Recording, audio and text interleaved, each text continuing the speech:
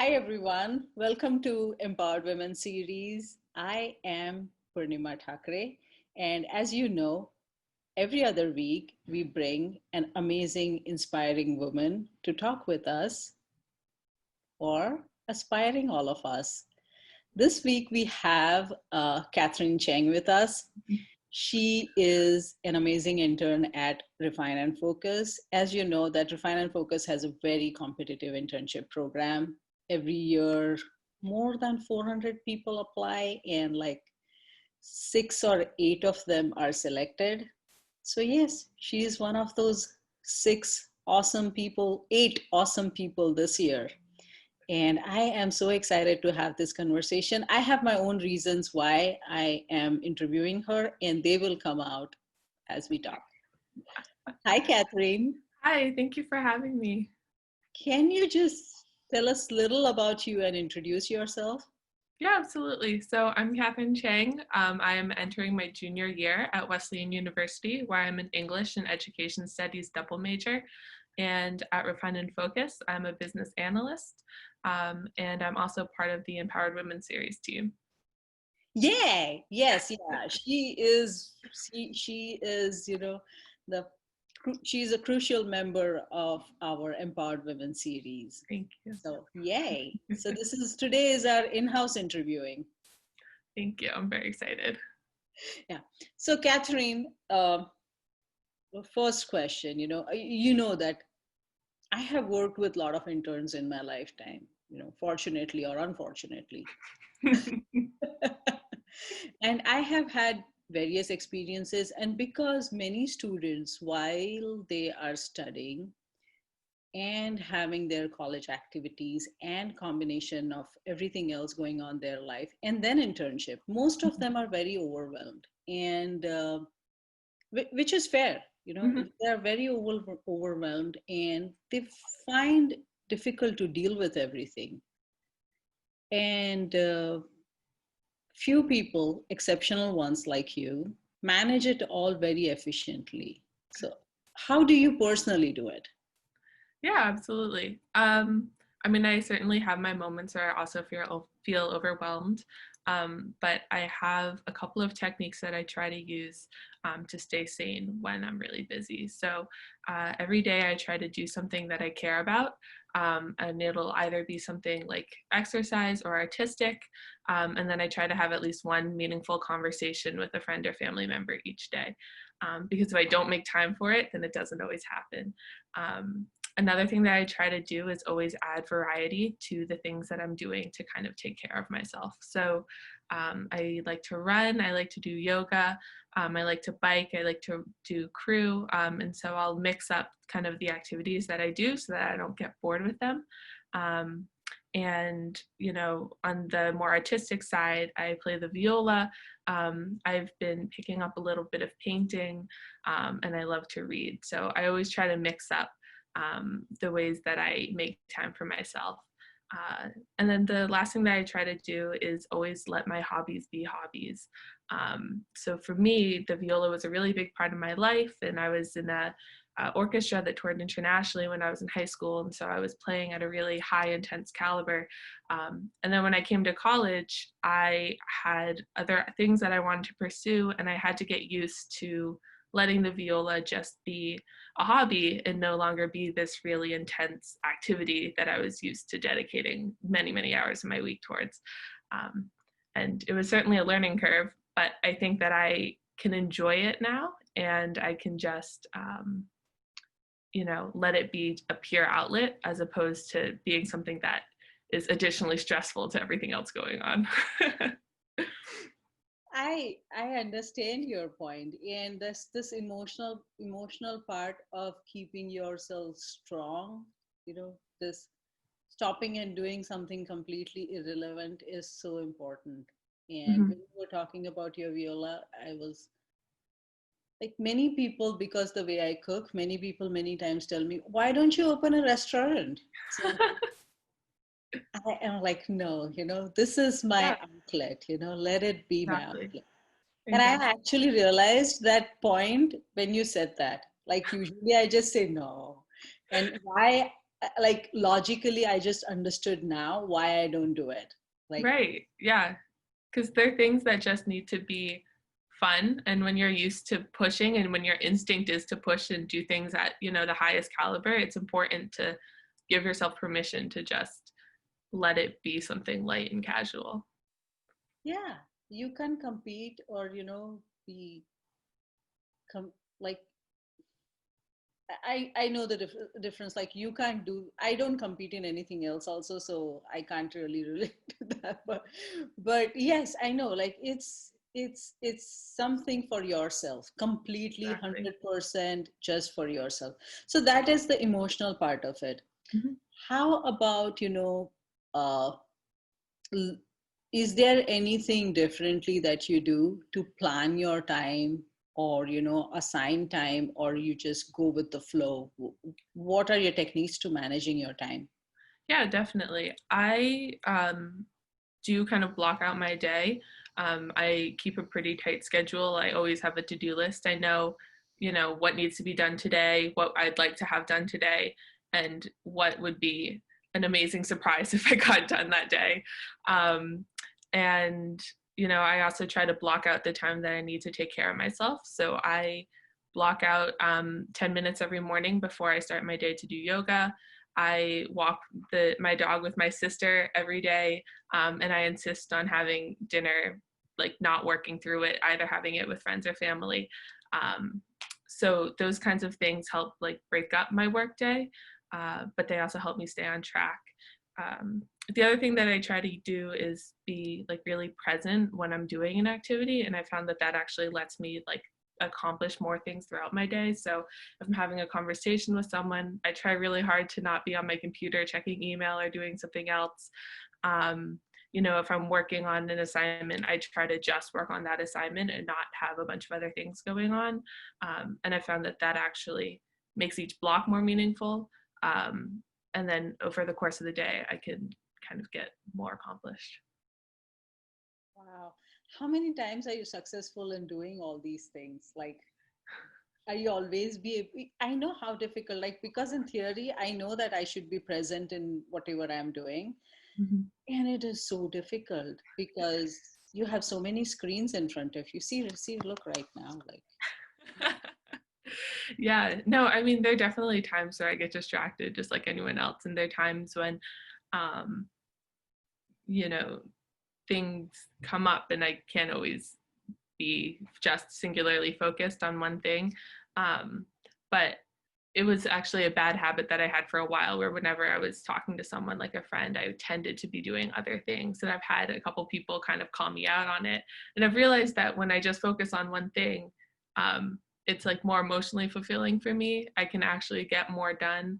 And it's just out of respect for the person you're talking to, even if you're just chatting with a friend, like give them your undivided attention. Yeah, they deserve it. Yeah, exactly. They do deserve it. And where did you like, it took me a lifetime to learn a lot of the things that you're talking about. How did you learn all these things? I'm extremely curious about that. um, I think a lot of it was out of necessity. Like I like to stay busy, and as a result, you know, in order to do things in order to do all the things that I wanted to do, I had to find a way to not immediately burn myself out. Um, and I've found also like the importance of surrounding yourself with the right people. Like I'm very fortunate that my friends are supportive of me doing a lot of things, but they also look out for me a lot, and they'll like literally take my computer from me sometimes and be like, you have to relax, you have to hang out with us tonight. And so I think a lot of it has also been like the influence of other people and having them kind of teach me a lot of these things and tell me when it's time to slow down or when I'm pushing too hard. Yeah. And what I hear is I hear a lot of I do hear planning Mm-hmm. as a framework, and I also hear flexibility. You know, Yes. this point that you made, that you have your to-do list, but it's not like a laundry list to-do list. Yeah. You prioritize your to-do list. Yeah. So, do you want to add anything on your, how do you call it? Like rigid, flexible, flexibly planned.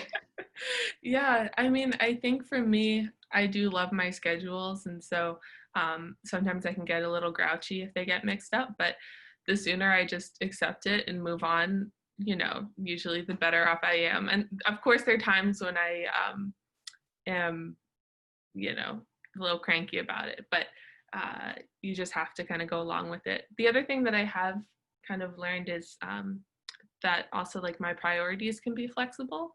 Like sometimes things will vary in relative importance, and that can change like from a day-to-day basis. So family is really important to me, work is really important to me, and especially during quarantine, I've learned that sometimes their like relative supremacy will change. So there'll be some moments where I need to attend to a family matter right away, and I can't do my work as soon as I'd like. And then sometimes there are days where work is a lot more pressing, and so it's been kind of important to me to understand that it's not like you can just say family is important to me and it's always more important to me than work, or the other way around, but that can change and move. Yeah. And I know that when you say, like everyone says that family is important to me, but when you say it, I know that it is. And do you want to talk about, the structured family time that you have in your family? I absolutely love that. And that emotional support, it reflects in your work. Thank you. Yeah, so my family during quarantine instituted 3 times a week mandatory family time, which was an interesting move by my parents to make sure that just because we were all living at home together, we actually spend time together. So we had a rotation on who got to pick the activities, with 2 asterisks: that my dad could not make us play Risk, and that we couldn't make somebody do something they didn't want to more than like 2 times in a rotation. And then we also had a weekly family movie night. So that was their solution. That's awesome. And how do you think, I have seen its effect, but how do you think it has affected, or how do you like, tell me your thoughts about it. I don't have a like other question than that. Just tell me your thoughts. Yeah, I mean, I think there was a little bit of irony of like mandatory fun time. There was something kind of funny about my parents mandating that we were all gonna, have fun at all costs. But I do think that it ends up being a benefit in the long term. I'm very close with both of my sisters, and I really appreciate that relationship, and that remains a priority even when I'm not at home during quarantine and when I'm at school. And we try to talk, almost like every other day and stuff like that, just to check in and hear what the middle school drama is and hear what happened at soccer practice and things like that. So I think the mandatory family time helps, us stay close and take advantage of the time that we do have that we're all together, so that when I go back to school and we're away again, the relationship stays tight. Yeah. And also, it's a habit that you have formed. So maybe when you go to school, you can join them on Zoom for the movie night. Yeah, I think if they stick to the mandatoriness of it and continue to make it a priority, then I'll be there. Or you can take a lead and make it mandatory. It doesn't always That's have to be true. the parents, I guess. That's true. And I've certainly had my times where like I've been a little bored and been like, it's family night, what are we gonna do? And everyone else is like, get over here, please leave us alone. I know that's an effect of quarantine. It's like, the things that we used to find exciting in the past, we are like, do I have to do this again? Do I have to Yeah. have fun again? And we will figure it out what's going on, but Mhm. at least for now, I can't figure out like that combination of busy and bored. Mhm. Mhm. Anyways, that's a different chapter to talk about. And it's weird. So, you A few times when we were talking about your planning, Mm-hmm. you mentioned that, you give yourself, like even in your to-do list, you forgive yourself. Mm-hmm. You forgive yourself every now and then. Yeah. You don't put, because naturally you tend to put a lot of pressure on yourself, like most people do. Mm-hmm. Mm-hmm. So do you want to talk about how, when, why, and what do you forgive yourself with? Sure. Yeah, that's a great question. I think learning to let hobbies be hobbies was a big one for me. It was giving myself permission to not have to do everything as intensely as I used to and used to think that, I was supposed to. Um, I think also trying to check in with myself more and, if I have an instinct where, I want to just like watch 15 minutes of YouTube videos in the middle of my day or something like that. I try to see whether or not like I emotionally need it. And there are times where I do and there are times when I don't. And so, you know, trying to like forgive myself for deviating from my schedule um, when I know that it was really kind of important for the well-being of myself and my mental health and things like that. Do you know, Catherine, when most of us watch 15 minutes of YouTube video, what happens? It happens to me too. 15 minutes suddenly becomes 2 hours and you have no idea where it went. But I just try to do it in moderation too, I guess. Yeah. So, I need to develop that habit of checking in. Do I need to watch this another cat video? yeah. It's I like know it really becomes like a dark hole that you can spin into. it's hypnotic. It's Yeah. really hypnotic. And I have no idea how it happens. But yes, yeah, I'm going to check in too. Next time the first video I'll check in. Do I really need to watch this video? Maybe just one video and put an alarm maybe. Yeah, that's a good I think that's a smart technique. I'll try to do that as well. Yeah. So that you know when 15 minutes is 15 minutes. Exactly, exactly. We talked about so many things.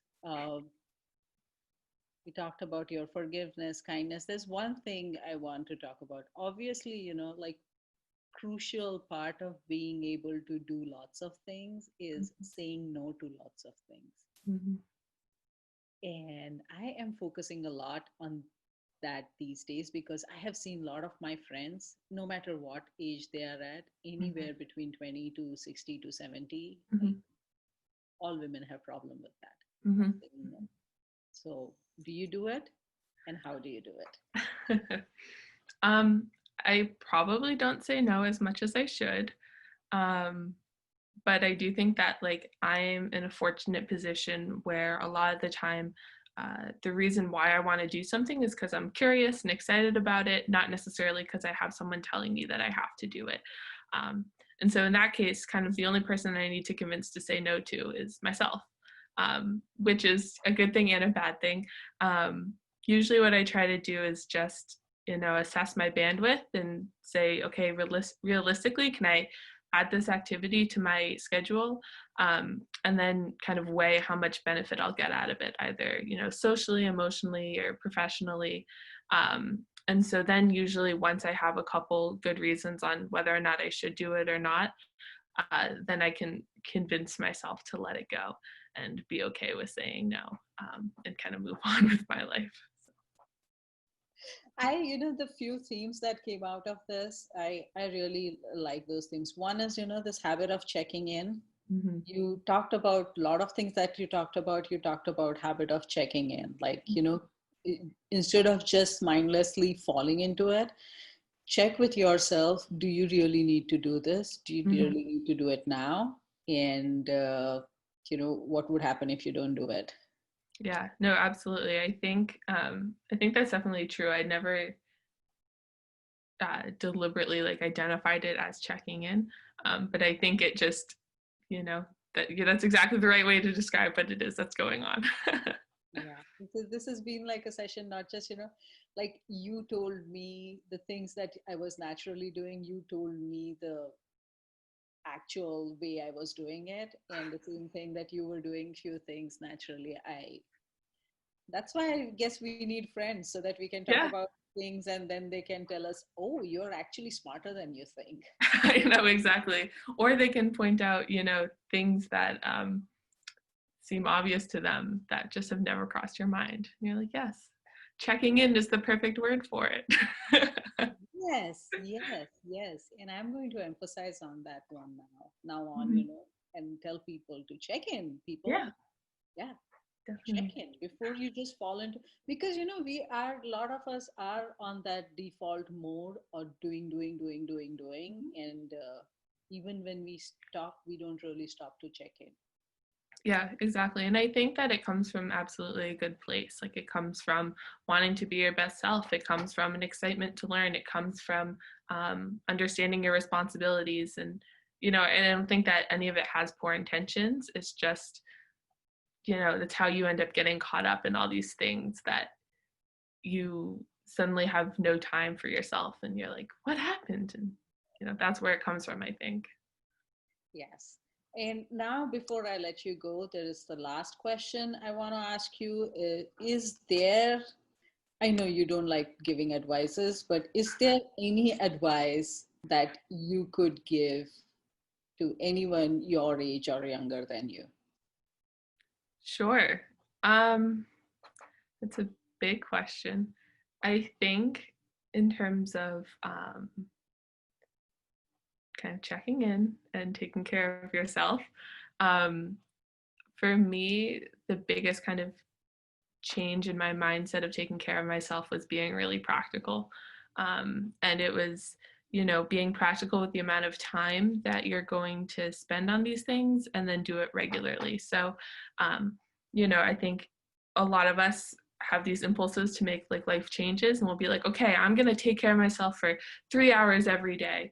Um, and then that ends up being too daunting and you just stress yourself out more because you're like, how am I going to find 3 hours today to do whatever I need to do? And so for me at least, like finding just like 10 or 15 minutes of something, but then doing it absolutely every single day no matter what, came to mean more because it's more like the ritual of taking care of myself. Like the 10 minutes of yoga in the morning has come to do so much more than just like 10 minutes of stretching. It's been more of this space where I, can put off all the things going on in my life. I can put off, emails that are coming in. I can put off people wanting to talk to me and just have 10 minutes for myself. And that ritual, I think, comes to take on more value than just the like practice itself or the time that you spend doing it. So my advice would be practical, take a small amount of time, but then do it absolutely regularly every day. I asked you to give advice to people younger than you or your age, but you gave advice to everyone. Like, Okay. Thank you. I appreciate that. it, it's such a logical thing, and like we just said that sometimes you need friends to tell you the obvious sometimes, and it seems after you said that, it seems obvious that obviously you're not going to do something if you decided that you're going to change your life by doing something for 3 hours every day. Mm-hmm. Mm-hmm. Do Yeah. it small changes at a time, and but do them regularly. Yeah. No, I think so. And I'm certainly not the first person in the world to come up with this. But Oh, I think, but yeah, it's what's worked for me. So I'll pass it on. yeah, and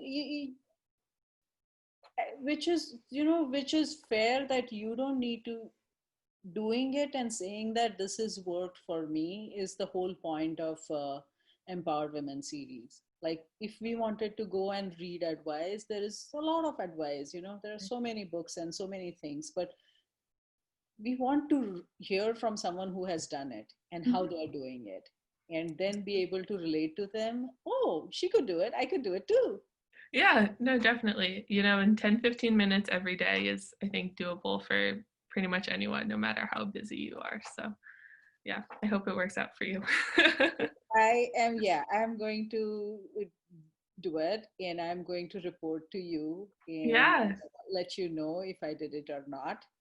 Please For do. me, that 10 minutes is like, oh, I can sleep 10 more minutes kind of thing. Yeah. Yeah, no, absolutely. Let me know how it goes. I'm really curious. Yes, yeah, I will. Thank you so much, Catherine. Thank Thank you you. so much. I really enjoyed this conversation, Me too. It's really fun. Thanks. like all our conversations. I look forward to learning, more from you and sharing more with you and Thank you. everything. And thank you for doing everything that you do for Empowered Women series. Thank you. Thank you so much. I had a great time.